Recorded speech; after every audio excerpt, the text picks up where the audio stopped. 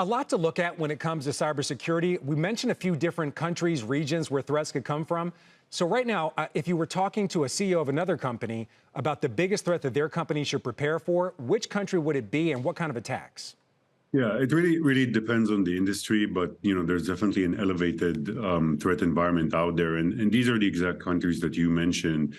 Russia, obviously, a major source of a lot of these very disruptive attacks. Russia, as you mentioned, I mean, some of these attacks are government aided, some of them are permitted by the government, let's say.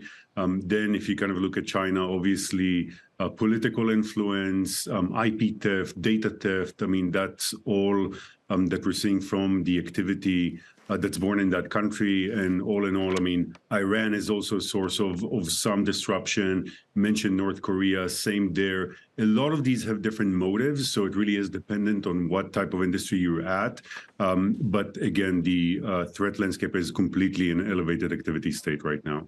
So as we've seen the transition over to the cloud, that's kind of heightened some cybersecurity concerns. Here in the U.S., we've taken steps already to limit the amount of chips that go to different governments. As far as our cloud infrastructure in the United States, how vulnerable is it to attacks from cybersecurity players, cyber attack players, I should say, out there? And is there any one region that's specifically targeting our cloud infrastructure?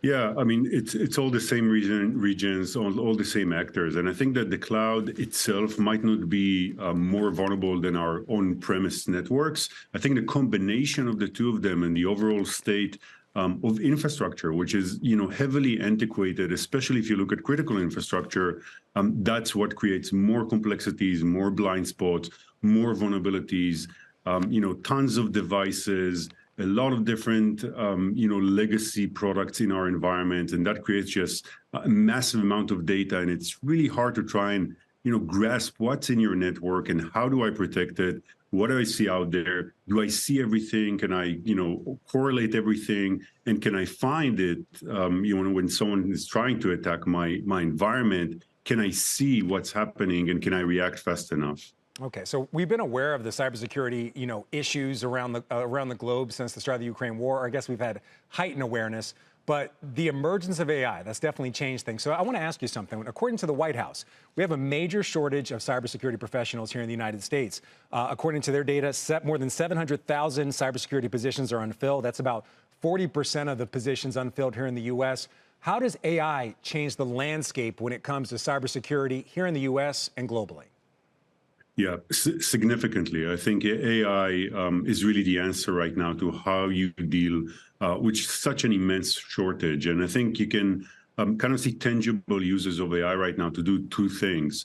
One is up-level the skill sets, where every junior analyst, every junior cybersecurity analyst can now be, 10 times more productive or more proficient in their work.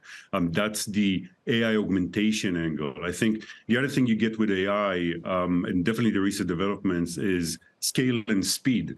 The ability to traverse all that data, petabyte scale of data sometimes in incredible speed, sometimes also in real time. So in both of these fronts, this is the way to scale the sales force. It's empowering the defenders to be better at what they do, but also creating, think about it as entry-level cybersecurity analysts that are really machine-born that you can scale pretty much infinitely with software. That is the way for us to start fighting back and also bringing some order, into what we're seeing in networks out there. Tomer, one other question. Our big story today is First Republic Bank being taken over by JP Morgan. Some articles out over the weekend citing that cybersecurity stocks have been battered since the failure of Silicon Valley Bank. How does the banking crisis impact the cybersecurity sector? Hope it's not a sore point, but looking at your stock, underperforming over the last month or so. Yeah, I don't know if there's any direct impact, but obviously in a very volatile macro environment, technology companies are impacted. The financial sector is obviously a big consumer of cybersecurity products. So there's some element of direct impact. I think generally it's a very, very volatile environment. A lot of customers from all industries are looking into the economy, and they're obviously want to make sure that they consume as much as they need, so they're right-sizing their investments.